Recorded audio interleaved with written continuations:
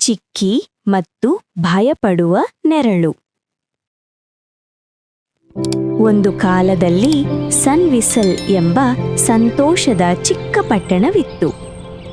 ಆ ಪಟ್ಟಣದಲ್ಲಿ ಬಣ್ಣ ಬಣ್ಣದ ಮನೆಗಳು, ಹಸಿರು ತೋಟಗಳು ಮತ್ತು ಸದಾ ನಗುಮುಖದ ಪ್ರಾಣಿಗಳು ವಾಸಿಸುತ್ತಿದ್ದವು. ಇವನ ಹೆಸರು ಚಿಕ್ಕಿ. ಚಿಕ್ಕಿಗೆ ಮೃದು ಮೃದು ಬಾಲ, ದೊಡ್ಡ ಮಿಂಚುವ ಕಣ್ಣುಗಳಿದ್ದವು. ಆದರೆ ಚಿಕ್ಕಿಗೆ ಒಂದು ದೊಡ್ಡ ಭಯ ಇತ್ತು: ನೆರಳು. ಸೂರ್ಯ ಅಸ್ತವಾಗಲು ಶುರುವಾದಾಗ ಚಿಕ್ಕಿಯ ನೆರಳು ನೆಲದ ಮೇಲೆ ದೊಡ್ಡದಾಗಿ ಕಾಣಿಸುತ್ತಿತ್ತು. ಅದನ್ನು ನೋಡಿದ ಕೂಡಲೇ ಚಿಕ್ಕಿ ನಡುಗುತ್ತಾ, ಅಯ್ಯೋ, ಅದು ನನ್ನನ್ನು ಹಿಂಬಾಲಿಸುತ್ತಿದೆ ಎಂದು ತನ್ನ ಮನೆಗೆ ಓಡಿ ಹೋಗುತ್ತಿದ್ದ.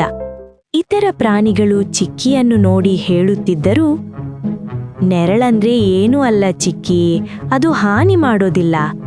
ಆದರೂ ಚಿಕ್ಕಿಯ ಹೃದಯ ಭಯದಿಂದ ಜೋರಾಗಿ ತಡಿತಿತ್ತು. ಆ ದಿನ ಮೇಯರ್ ಗೂಬೆ ಘೋಷಿಸಿದಳು, ಇಂದು ರಾತ್ರಿ ಲ್ಯಾಂಟರ್ನ್ ಹಬ್ಬ. ಎಲ್ಲ ಪ್ರಾಣಿಗಳು ಖುಷಿಯಿಂದ ಕುಣಿದವು.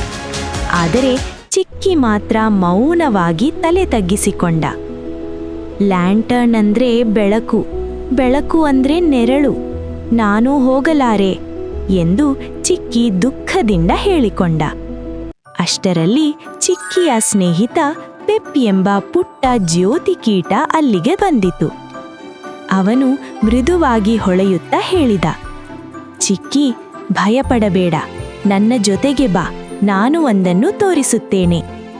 ಇಬ್ಬರೂ ಹೊಲದ ಬದಿಗೆ ಹೋದರು. ಸೂರ್ಯ ನಿಧಾನವಾಗಿ ಮುಳುಗುತ್ತಿತ್ತು. ಚಿಕ್ಕಿಯ ನೆರಳು ಮತ್ತೆ ದೊಡ್ಡದಾಗಿ ಕಾಣಿಸಿತು. ಪಿಪ್ ಹೇಳಿದ, ಚಿಕ್ಕಿ, ಒಂದು ಹೆಜ್ಜೆ ಮುಂದೆ ಹೋಗು.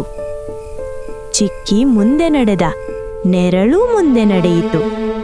ಕೈ ಅಲೆಯು ಎಂದ ಪೆಪ್. ಚಿಕ್ಕಿ ಕೈ ಅಲೆಯುತ್ತಿದ್ದಂತೆ ನೆರಳು ಕೈ ಅಲೆಯಿತು. ಚಿಕ್ಕಿ ಅಚ್ಚರಿಯಿಂದ ಕಣ್ಣು ತೆರೆದ. ಅಯ್ಯೋ, ಇದು ನನ್ನನ್ನು ಅನುಸರಿಸುತ್ತಿಲ್ಲ, ಇದು ನನ್ನಂತೆಯೇ ಮಾಡುತ್ತಿದೆ. ಚಿಕ್ಕಿ ನಿಧಾನವಾಗಿ ಕುಣಿದ. ನೆರಳು ಕುಣಿಯಿತು. ಈಗ ಚಿಕ್ಕಿಗೆ ಭಯ ಇಲ್ಲ, ಖುಷಿ ಮಾತ್ರ. ಅಂದಿನ ದಿನ ಲ್ಯಾಂಟರ್ನ್ ಹಬ್ಬ ಶುರುವಾಯಿತು.